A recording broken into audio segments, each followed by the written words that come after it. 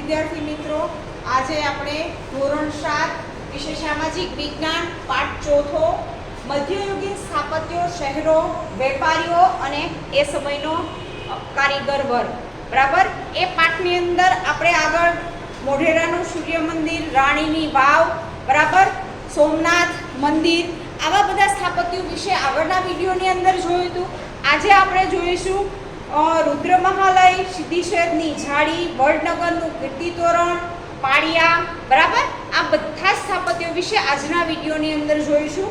તો પહેલાં આપણે સિદ્ધરાજ જયસિંહનો જ્યારે સમય હતો એ સમયે એમ કહેવાય કે સિદ્ધપુરની અંદર રુદ્ર મહાલય ગુજરાતનું વિશિષ્ટ સ્થાપત્ય ગણાવી શકાય છે, બરાબર. જ્યારે એમ કહેવાય કે સિદ્ધરાજ જયસિંહનો સમય ચાલતો હતો, જ્યારે એ રાજા હતો એ સમયે એમ કહેવાય કે રુદ્ર મહાલયનું નિર્માણ થયેલું છે. એ સમયની અંદર એ વસ્તુ બનાવેલી છે, નિર્માણ થયેલી છે, એટલે કે ભાઈ એ ત્યારે બનેલું છે, બરાબર. પોતે શૈવપંથી હોવાથી સિદ્ધરાજે પોતાના આ મહાલયનું નામ રુદ્ર સાથે સાંકળેલું હતું. શિવપંથી એટલે કે ભાઈ એ શંકર ભગવાનને વધારે માનતો હતો, બરાબર. એટલે શંકર ભગવાનનું બીજું નામ રુદ્ર છે, બરાબર. એટલે એણે રુદ્ર મહાલય એવું નામ આને આપેલું છે. પછી કેટલાક ઇતિહાસકારોના મતે 7 માળનો ઝરૂખો સાથે સંકળાયેલો મહેલ હોવો જોઈએ. જો કે અત્યારે 1 માળનો રુદ્ર મહાલય હયાત છે. તેમાં સ્તંભો અને તોરણોનો એમ કહેવાય કે સ્થાપત્યોનો સમાવેશ થાય છે. હવે તમે વિચારો કે 7 માળનું હશે એવું આપણા ઇતિહાસકારોનું મંતવ્ય છે, એટલે ભાઈ એનું એવું માનવું છે. હે, શું કામ કે ભાઈ અત્યારે અસ્તિત્વ આપને 1 જ માળનું દેખાય છે, બાકી બધું પડી ગયું છે, બરાબર. રુદ્ર મહાલયનો અત્યારે આપણે હયાતમાં 1 જ એમ કહેવાય કે ભાઈ માળ બનેલો આપણે જોઈ શકીએ છીએ, પણ અનુમાન એવું છે કે 7 માળનું મહેલ જેવડું હશે, બરાબર. ઇતિહાસકારોનું માનવું એવું છે. સિદ્ધરાજના માતા મિનળ દેવીના કહેવાથી ધોળકામાં માલવ તળાવ અને વિરમગામમાં મુનસબ તળાવ બાંધવામાં આવ્યું હતું. હવે ધોળકા આપણા નજીકમાં આવેલું છે, બરાબર, ગામ. એ ગામની અંદર એમ કહેવાય બે તળાવનું નિર્માણ થયેલું હતું જ્યારે સિદ્ધરાજ જયસિંહ સત્તા ઉપર હતો. એની માતાનું નામ તમને પૂછવામાં આવે ભાઈ યાદ રાખવાનું ઇતિહાસની અંદર, સિદ્ધરાજ જયસિંહની માતા મિનળ દેવી છે. આ સિદ્ધરાજ જયસિંહ અને મિનળ દેવી ઉપર ગુજરાતી સાહિત્યમાં પણ ઘણી બધી નોવેલો લખેલી છે.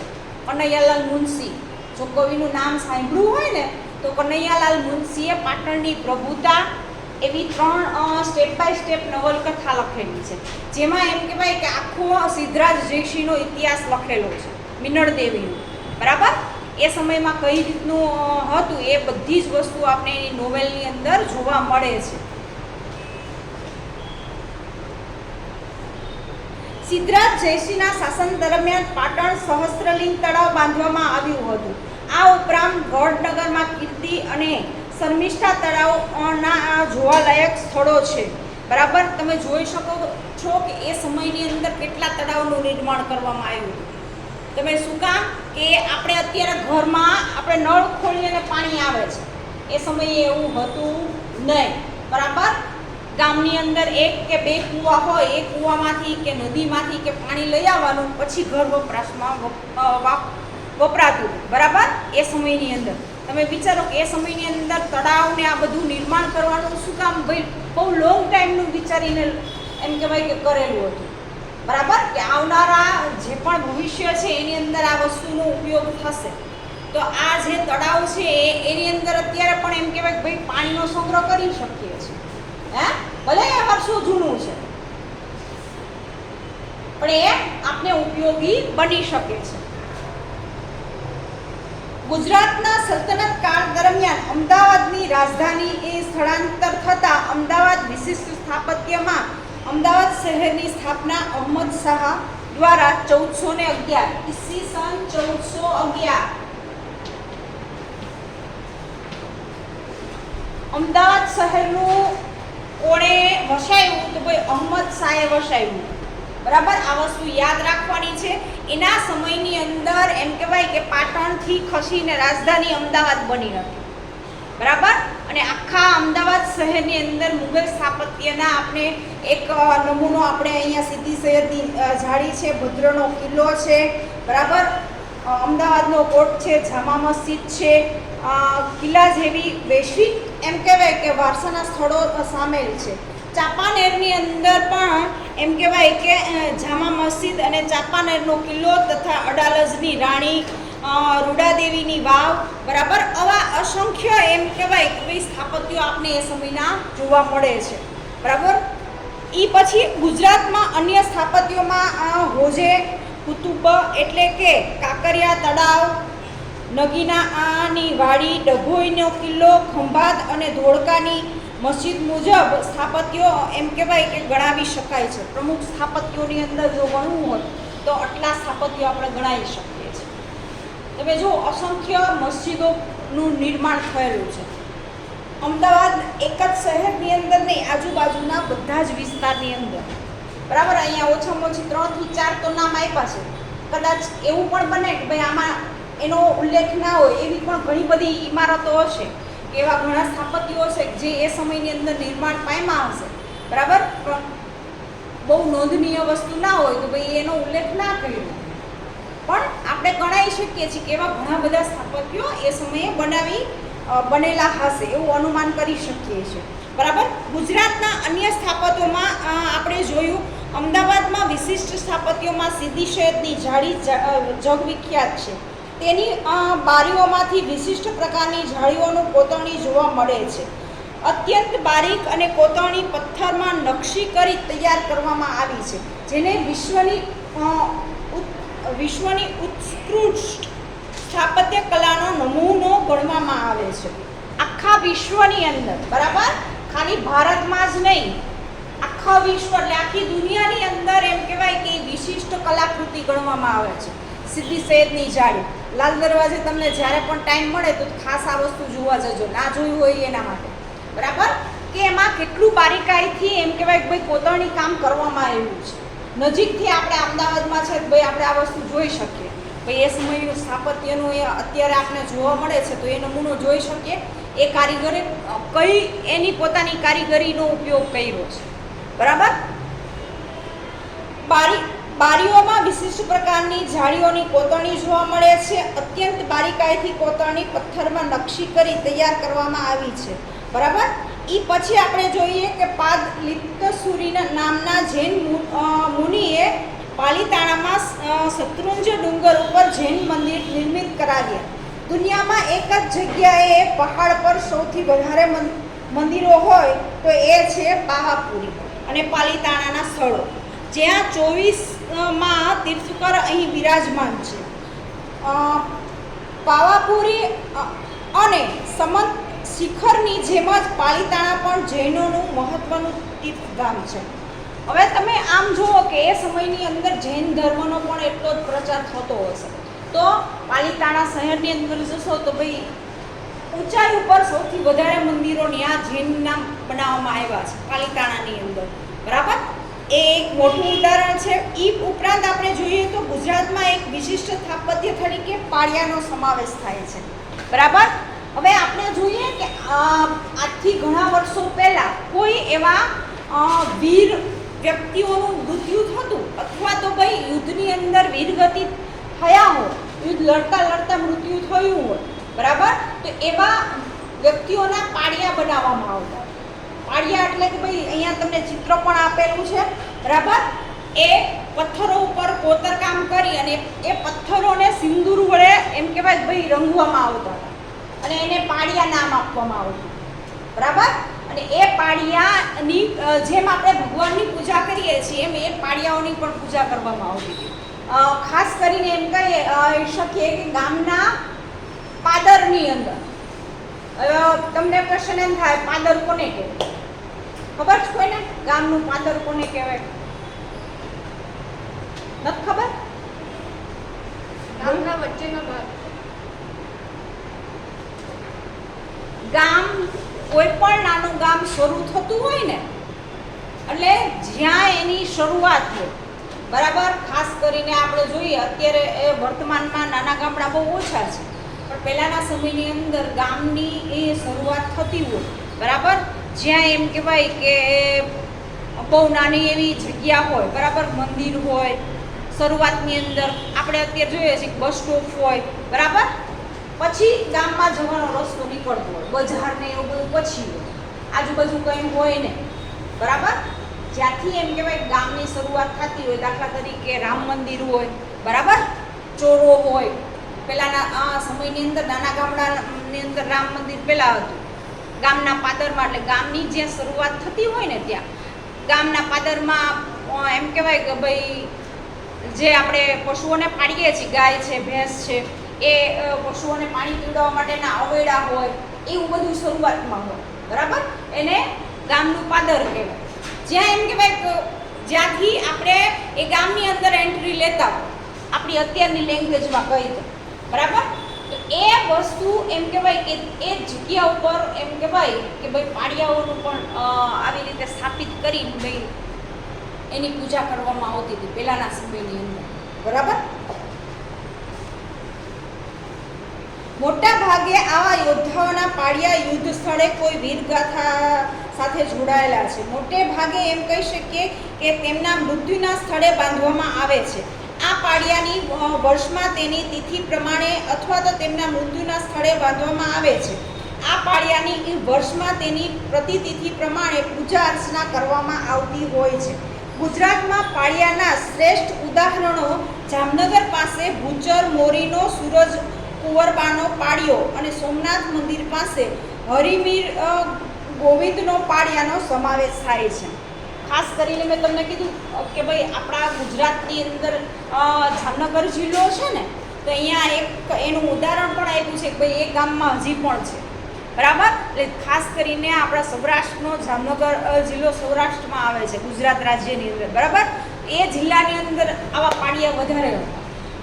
હા, અત્યારે તો એમ કહેવાય કે ગામમાં કદાચ વિકાસ થયો હોય, આપણે ખબર છે કે ભાઈ ગામડાનો પણ એટલો વિકાસ થયો છે, તો કદાચ એ કાઢી પણ નાખ્યું હોય કોઈ જગ્યાએ, પણ પહેલાંના સમયની અંદર હું તમારા જેવડી હતી એ સમયે મેં જોયેલું છે કે આવા પાડિયાના, કેમ કે આપણે એ સાઈડથી પસાર થતા હોય, બરાબર, તો આપણે રોડ ઉપર ઘણી જગ્યાએ આપણે જોવા મળતું હોય, એટલે આપણે એમ થાય કે આ વસ્તુ શું છે, બરાબર. પણ અત્યારે આપણે ખબર, અત્યારે આમાં ટોપિક આવે છે ભાઈ પાડિયા, ત્યારે મને ખબર પડે કે ભાઈ એ સમયે પાડિયા કહેવાતા, શબ્દ જાણીતો છે, બરાબર, પણ એવી વસ્તુ એ સમયે મને જોવા મળતી હતી. અત્યારે અસ્તિત્વ છે કે નહીં એ ખ્યાલ નથી. અહીંયા આપણે એક ગામનો ઉલ્લેખ કરેલો છે, ભાઈ એ બે ગામની અંદર આપણે પાડિયા જોવા મળે છે.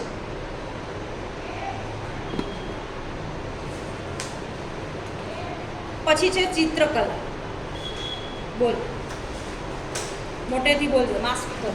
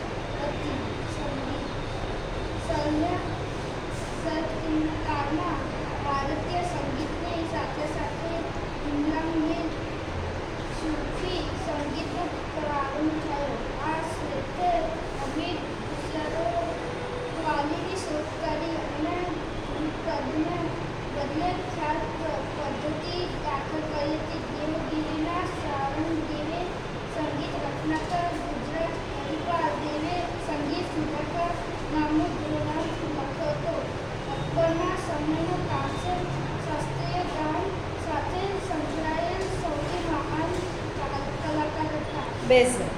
હવે ચિત્રકલા છે, સંગીત કલા છે, એ સમયની અંદર આ બે કલાઓને પણ એમ કહેવાય કે ભાઈ વિશિષ્ટ સ્થાન મળ્યું, બરાબર. હવે આપણે ચિત્રકલાની અંદર જોઈએ તો એ સમયની અંદર પશુ પક્ષી, બરાબર, રાજા મહારાજા છે, એવા બધી વસ્તુઓના ચિત્રો એ સમયની અંદર વધારે જોવા મળે છે, બરાબર, ચિત્રકલાની અંદર. પછીનો પોઈન્ટ છે આપણો સંગીત કલા. તો સંગીત કલાની અંદર પણ આપને ખબર જ છે કે અકબરના દરબારમાં એના 9 રત્નો હતા, બરાબર, એમાં એક સંગીતકાર પણ હતો, બરાબર. એ રીતે એમ કહેવાય કે એ સમયની અંદર ભાઈ સંગીતને પણ એટલું મહત્વ આપવામાં આવ્યું છે. આપણે તાનસેનને ભૂલી શકતા નથી. આટલા વર્ષો પછી પણ ભાઈ એ ગમે ત્યારે એમ કહેવાય કે ભાઈ સંગીતનો ક્યાંક પણ ટેલિવિઝનમાં પ્રોગ્રામ ચાલતો હોય તો ભાઈ ક્યાંક ને ક્યાંક એ વસ્તુ આવી જાય છે ભાઈ એ સમયનું તાનસેનનું સંગીત સારામાં સારું હતું, હે, બરાબર. તો એ સારા સંગીત ની શરૂઆત એ સમયની અંદર થયેલી આપણે જોવા મળે છે, જેની અંદર આપણે એમ કહેવાય કે બહોળા પ્રમાણમાં અત્યારે આપણે ભાઈ પરિવર્તન લાવી શક્યા છે, બરાબર. અત્યારનું તમે જે સંગીત સાંભળો છો એ શરૂઆત ક્યારથી થઈ તો ભાઈ આ સમયથી આપણે ગણાવી શકીએ છીએ, બરાબર. એ સમયનો સારામાં સારો ભાઈ સંગીતકાર તાનસેન હતો, એને આપણે ભૂલી શકતા નથી, બરાબર. એના પછીનો ટોપિક છે ભાઈ સાહિત્ય. હવે જેમ સંગીત ચિત્ર જેટલું વિખ્યાત હતું, સ્થાપત્યો જેટલા પ્રમાણમાં બનેલા હતા, એટલા જ પ્રમાણમાં એમ કહેવાય કે ભાઈ સાહિત્ય પણ અલગ અલગ ભાષાની અંદર ભાઈ બનેલું હતું, બરાબર. હવે એ સમયે એટલી બધી ભાષાઓ નહોતી, બરાબર, છતાં પણ આપણે જોઈએ છીએ કે એવા ઘણા બધા ગ્રંથો છે કે જેની રચના થયેલી છે. તો પહેલો ગ્રંથ છે હેમ શબ્દાનુશાસન, જેના રચયિતા કોણ હતા એવું તમને પૂછવામાં આવે ભાઈ આપણે યાદ રહેવું જોઈએ કે હેમચંદ્રાચાર્ય, બરાબર. બીજું છે ગીત ગોવિંદમ, જેના રચયિતા અથવા ભાઈ લેખક છે જયદેવ. ત્રીજું છે હિતોપ્રદેશ, તો છે નારાયણ. એના પછી છે સિદ્ધ શિરોમણી અને લીલાવતી, એના રચયિતા છે ભાસ્કરાચાર્ય. પૃથ્વીરાજ રાસો, તો ભાઈ એ ચંદ બરદાઈ. પછીનું છે તુગલુક નામા અને તારીખે દિલ્હી, અમીર ખુસરોએ લખેલું છે. કિતાબુલ હિન્દ રહેલા ઇબ્બલ બતુતા, બરાબર. પછી કાનડ દે પ્રબંધ એ પદ્મનાભે લખેલું છે.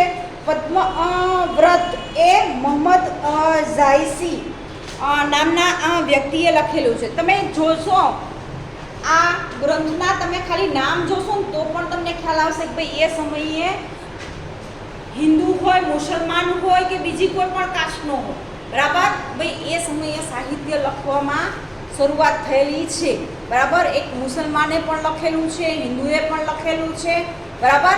આવા સારામાં સારા ગ્રંથોની રચના એ સમયે થયેલી છે. એટલે એમ કહેવાય કે આટલી બધી ભાષાઓ અત્યારે વિકાસ પામી છે, બરાબર. આટલી ભાષાઓ બોલાય છે. ભલે આપણે જાણતા નથી, આપણે વધીને 3 કે 4 લેંગ્વેજ ખબર હોય, હિન્દી, ગુજરાતી, ઇંગ્લિશ, બરાબર, સંસ્કૃત આપણે ભણવામાં આવે છે ભાઈ 4 લેંગ્વેજ ઓળખતા હોય આપણે. એ સિવાયની ભલે લેંગ્વેજ ના આવડતું હોય ભાઈ એવું નથી કે ભાઈ આપણે ના શીખી શકીએ, બરાબર. આપણે શીખી શકીએ છીએ જો આપણી હોય આવડત તો કોઈ પણ વસ્તુ શીખી શકીએ છીએ. આપણા માટે અઘરું નથી. કોઈ પણ લેંગ્વેજ તમને એમ કહેવાય કે ભાઈ ઇંગ્લિશ ને હિન્દી આવડતું હોય તો તમે દુનિયાની ગમે એ લેંગ્વેજ શીખી શકો છો, હા. કન્નડ હોય, તેલુગુ હોય, કોઈ પણ ભાષા હોય. આપણે ખબર જ છે આપણે ગુજરાતી ઉપરથી અંગ્રેજી ભાષા શીખા કે નહીં, કનો કે થાય, ખનો કે થાય, એ જ રીતે એ ભાષામાં પણ કન્વર્ટ થઈ શકે છે. ખબર પડી? એ રીતે કોઈ બી તમે લેંગ્વેજ લઈ લો તો એ લેંગ્વેજ ભાઈ હિન્દીમાં એવું હોય ને એની ભાષામાં એવું હોય, કયો અક્ષર ક્યાં થાય એટલે આપણે ખબર પડી જાય એ શું બોલે છે, કઈ વાતચીત કરે છે. પહેલાં આપણે લખતા શીખી જાય પછી આપણે બોલતા પણ આવડી જાય કે નહીં. આપણી માતૃભાષા આપણે બોલતા આવડતી હતી, એ જન્મજાત છે. એટલે હા, ગુજરાતી ભાષા શીખવી નથી પડી, કોઈની શીખવી પડી જ. તમે ઘરેથી જ બોલો છો ગુજરાતી, બરાબર ને. જેમ બીજા પ્રાંતના હશે, બીજા રાજ્યમાંથી રહેવા આવ્યા હશે, પોતાની જે ભાષા હશે એ એને શીખવાડવી નહીં પડી હોય. શું કામ કે એના ઘરમાં બોલાય છે એટલે એને આવડે છે, બરાબર. પછી છે લોકનૃત્યો અને હસ્તકલા. આગળનો ટોપિક છે લોકનૃત્ય અને હસ્તકલા. મોટેથી બોલો.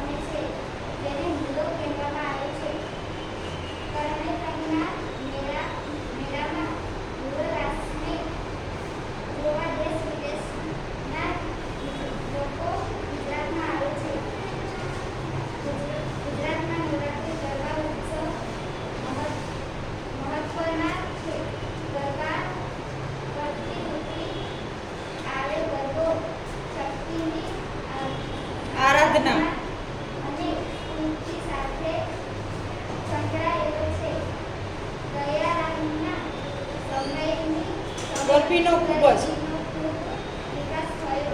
બેઝ.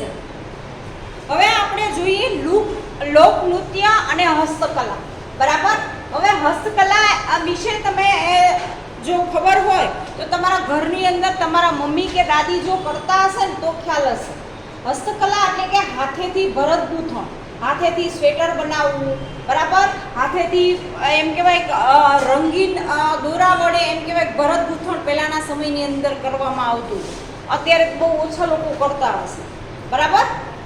સાડી હોય કે ચાકડા હોય કે ઘરની સજાવટ માટેની જેટલી તમે મોલની અંદર ડેકોરેશન માટેની વસ્તુઓ જુઓ છો ને, જે હાથથી બનાવેલા હોય. બરાબર. ભરતકામ, અલગ અલગ ટાંકાઓ. બરાબર. સાદા ટાંકા પેલા શરૂઆત ક્યાંથી થતી?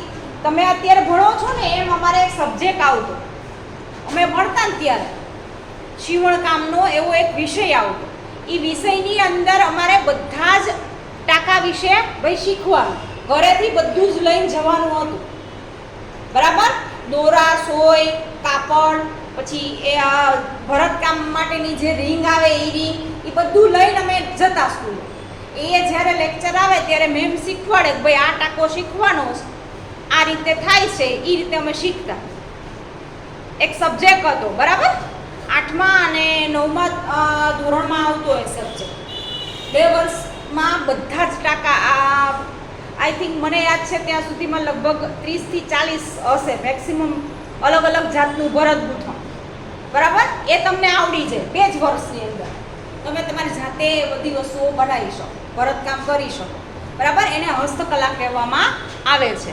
તમે રચીલું ઘરની અંદર જે પણ લઈ આવો છો ને એ બધું હાથે બનાવવામાં આવે છે. મોતીથી બનાવેલું તમે ઘરમાં જોતા હશો. બરાબર. તોરણ હોય, ટોડલિયા હોય, આ બધી જ વસ્તુઓ કેવી છે? હાથે બનાવેલી. બરાબર. એ આપણે હાથે બનાવી શકીએ છીએ. એને આપણે હસ્તકલા તરીકે ઓળખીશું. પછી બીજું આપણે નૃત્યકલા વિશે કીધેલું છે. ઝાલાવાડ વિસ્તારમાં પશુપાલકો એક વિશિષ્ટ પ્રકારના રાસ રમે છે, જેને હુંડો કહેવામાં આવે છે. બરાબર. તરણેતરના મેળામાં હુંડો રાસને જોવા દેશ વિદેશના લોકો ગુજરાતમાં આવે છે. ભવાઈ, નાટક, આ બધું પહેલાના સમયની અંદર મનોરંજન માટેનું સાધન હતું. શું હતું? મનોરંજન માટેનું સાધન. બરાબર. એ સમયે ટીવી કે કાંઈ હતું નહીં, તો ભવાઈ ને નાટક થતા હતા. ગામડાની અંદર રાતે બધા વહેલા એમ કહેવાય પરવાડી અને ગામનું જ્યાં પાદર હોય ત્યાં ભેગા થાય એક જગ્યાએ, ને ત્યાં આવા નાટક અને ભવાઈ કરવામાં આવતી. બરાબર. એ સમયનું મનોરંજન માટેનું એમ કહેવાય એ ઉપયોગી હતું. બરાબર. એ પછી આપણે જઈએ તો ભાઈ આપણા ગુજરાત રાજ્યની વાત કરેલી છે કે ગુજરાત રાજ્યની અંદર રાસ ગરબા. બરાબર. હવે અહીંયા અલગ અલગ 3 શબ્દ છે. ત્રણેય શબ્દના અર્થ જુદા જુદા થાય છે.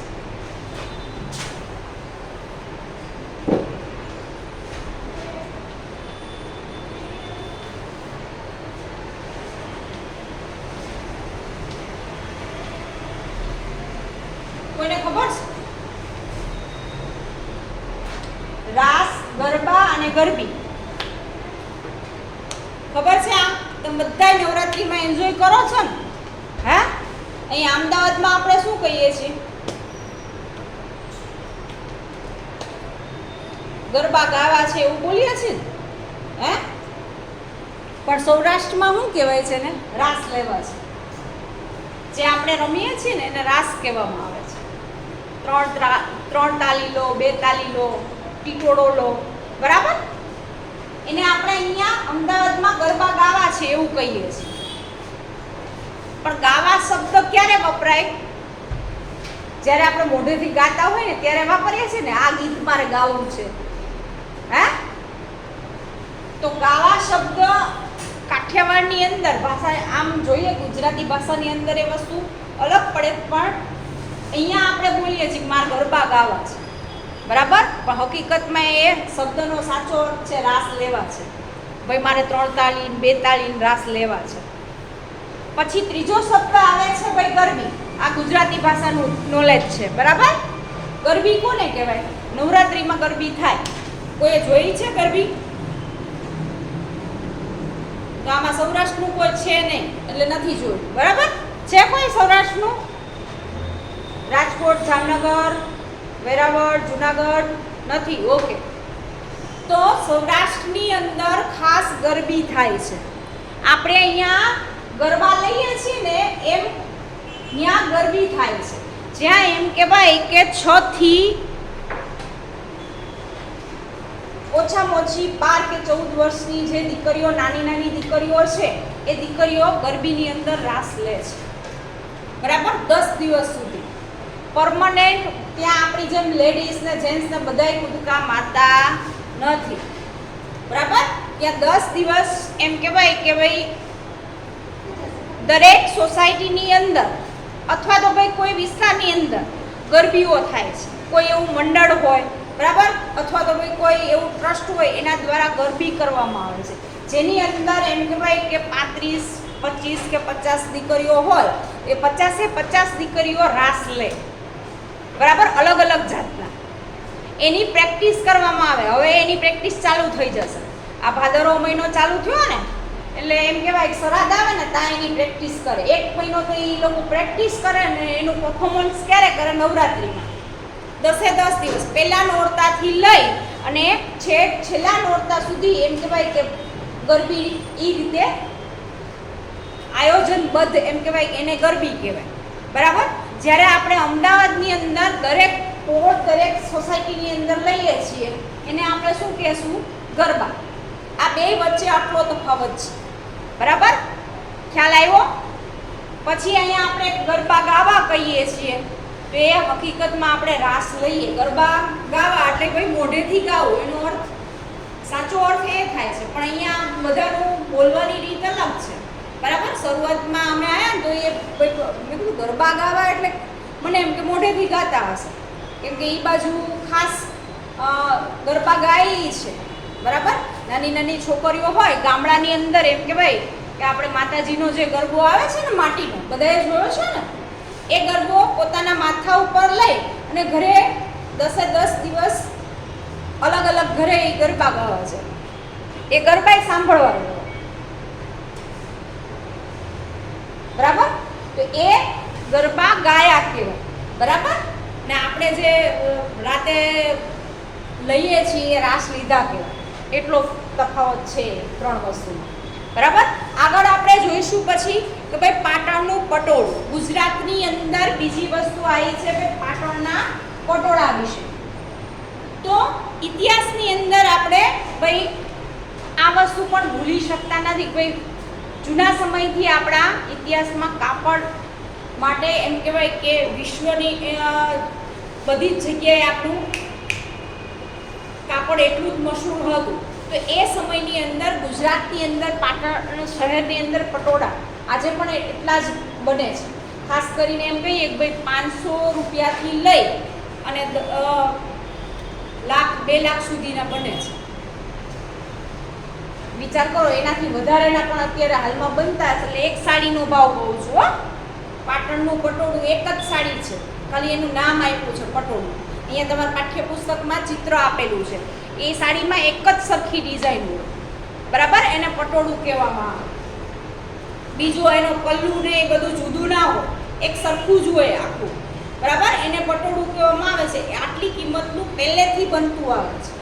કદાચ આપણે નાની વીંટીમાંથી એને પસાર કરવું હોય ને તો પણ પસાર થઈ જાય એવી પણ સાડી બને છે એ શહેરની અંદર, બરાબર.